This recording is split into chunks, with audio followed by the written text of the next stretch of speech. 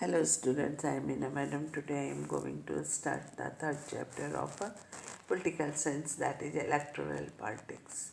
Today we have to study about the meaning and definition of an election. Second, some terms related to an election, and third, election process in India. So let us start with the definition of an election. An election is a mechanism by which people can choose their representatives at regular interval and change them if they wish to do so. Second, we have to see the definition of some terms related to an election. The very first one is general election. When an election is held after the expiring of the term of legislative body to form the new one. Second is mid-term election. When election is held before the expiring of the term of the legislative body.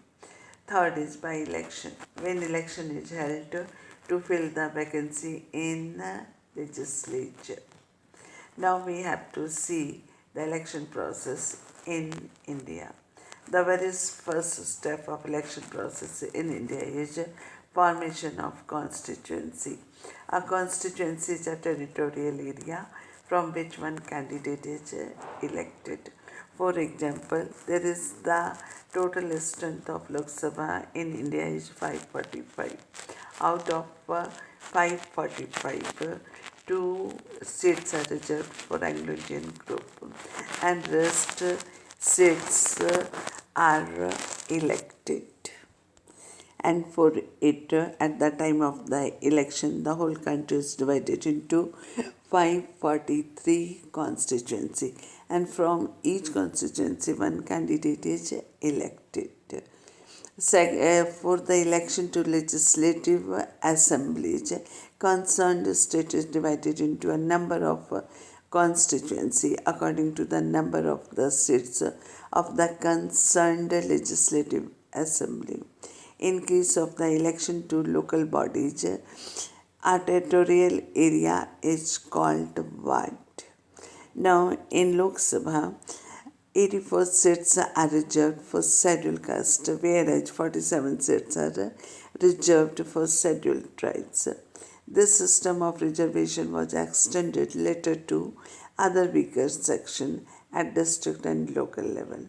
1/3 seats are reserved in rural and urban local bodies for women. Now the next step of this process is renewal of voter list. Before an election, voter list is renewed so each and every voter can cast his vote. In India, every person who is of the age of 18 or above it and mentally sound is eligible to cast his vote. To avoid bogus voting, election photo identity card, that is EPIC, introduced in Indian election.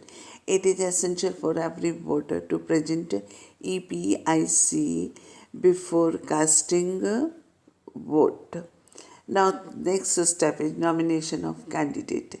Every voter who has reached to the age of 25 and above it is eligible to contest election.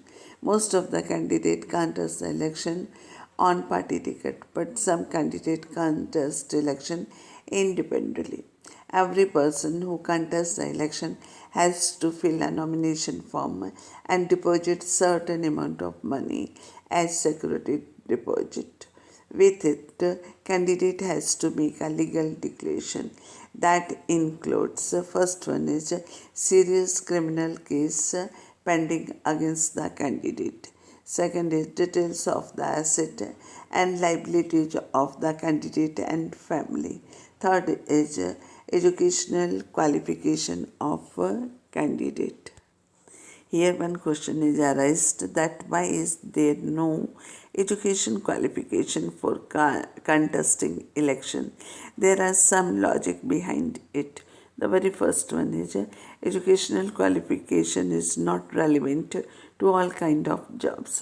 For example, for a player, the relevant qualification is to be good in playing the concerned game, not to have education certificate. Just like it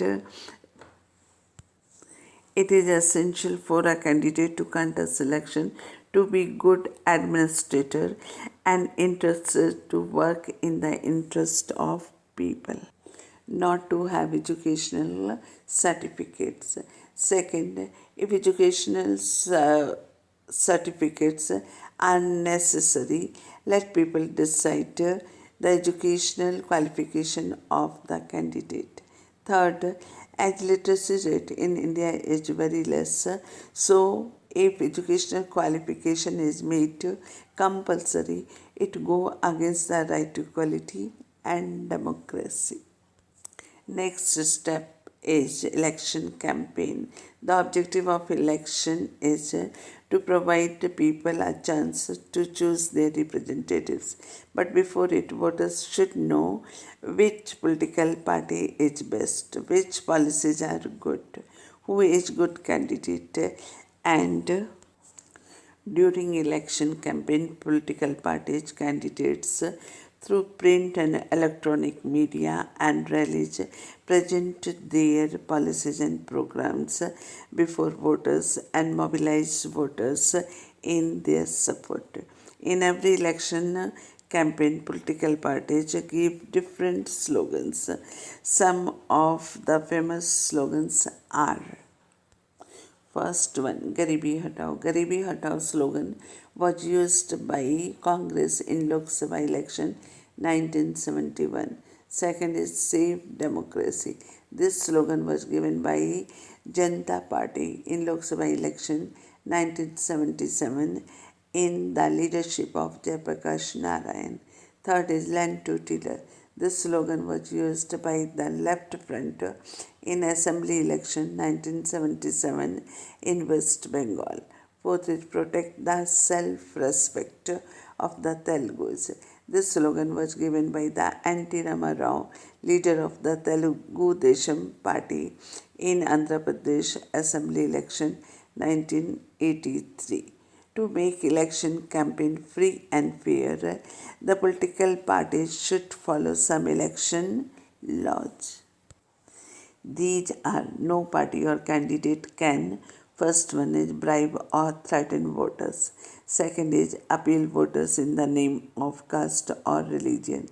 Third, use government resources during election campaign. Fourth is spend more than 25 lakh and 10 lakh in Lok Sabha election and an assembly election respectively. In case of violation of this law, concerned candidate election can be rejected by the court even candidate is elected. Apart from these laws, every political party has to follow a model code of conduct. According to a model code of conduct, no party or candidate can: first, use any place of worship for election campaign. Second, use government vehicles, aircrafts, and officials for election. Third, after the announcement of the election, ministers can't lay foundation stone of any projects, take any big policy decisions, or make any promises of providing facilities. Now, next step is polling and counting of votes. On the election day, voters go to polling booth and cast their vote in the favor of their candidates. Generally, polling booths are situated in local schools, and an agent of each political party is allowed to sit inside the polling booth. Earlier, there was a ballot paper system. In this system, voters make their choice against the name and symbol of candidate. But nowadays, electronic voting machine (EVM) are used to record voters' cast. Votes. On the fixed date of counting, all the EVMs are opened and the votes secured by each candidate are counted in the presence of the agents of all political parties. The candidate who secures the highest number of votes from a constituency is declared elected. Now write the answer of this question. The very first one is define election, general election, midterm election, by-election and constituency. Second, how many seats are reserved for scheduled castes and scheduled tribes in Lok Sabha? Third, write a short notes on a legal declaration. Fourth, why is there no education qualification for contesting election? Fifth, write a short notes on these slogans. First one, Garibi Hatao. Second, Save Democracy. Third, Land to Tiller. Fourth, Protect the Self-Respect of the Telugus. Fifth, which rules are to be followed by candidates and political parties during election campaign? Sixth, write a short notes on Model Code of Conduct. Seventh, give the full form of EPIC and EVM.